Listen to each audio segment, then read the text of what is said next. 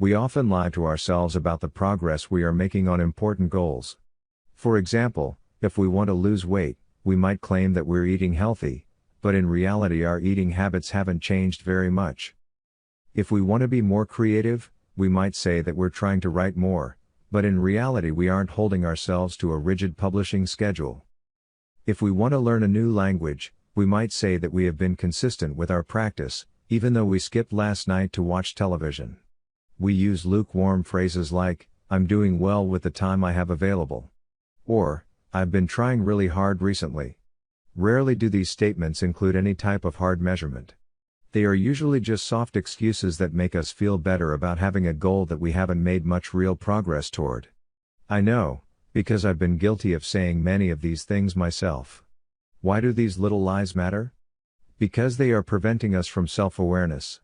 Emotions and feelings are important and they have a place, but when we use feel-good statements to track our progress in life, we end up lying to ourselves about what we're actually doing. When the stethoscope came along, it provided a tool for physicians to get an independent diagnosis of what was going on inside the patient.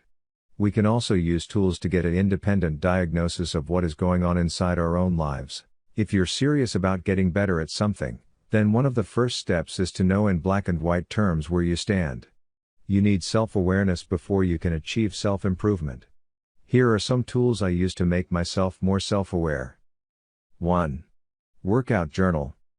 For the past 5 years or so, I have used my workout journal to record each workout I do. While it can be interesting to leaf back through old workouts and see the progress I've made, I have found this method to be most useful on a weekly basis. When I go to the gym next week, I will look at the weights I lifted the week before and try to make a small increase. It's so simple, but the workout journal helps me avoid wasting time in the gym, wandering around, and just doing some stuff. With this basic tracking, I can make focused improvements each week. 2. My annual reviews and integrity reports. At the end of each year, I conduct my annual review where I summarize the progress I've made in business, health, travel, and other areas. I also take time each spring to do an integrity report where I challenge myself to provide proof of how I am living by my core values. These two practices give me a chance to track and measure the softer areas of my life. It can be difficult to know for certain if you're doing a better job of living by your values, but these reports at least force me to track these issues on a consistent basis. 3.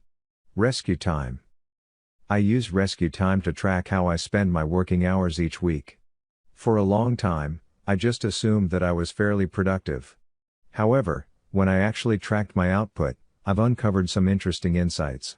For example, I currently spend about 60% of my time each week on productive tasks.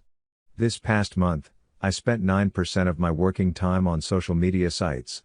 If you would have asked me to estimate those two numbers before using rescue time, I'm certain I would have been way off.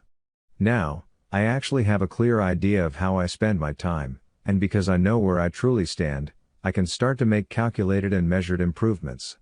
If you aren't aware of what you're actually doing, then it is very hard to change your life with any degree of consistency. Trying to build better habits without self-awareness is like firing arrows into the night. You can't expect to hit the bullseye if you're not sure where the target is located. Furthermore, I have discovered very few people who naturally do the right thing without ever measuring their behavior. For example, I know a handful of people who maintain six-pack abs without worrying too much about what they eat. However, every single one of them weighed and measured their food at some point. After months of counting calories and measuring their meals, they developed the ability to judge their meals appropriately. In other words, measurement brought their levels of self-awareness in line with reality. You can wing it after you measure it. Once you're aware of what's actually going on, you can make accurate decisions based on gut feel because your gut is based on something accurate. Thanks for watching.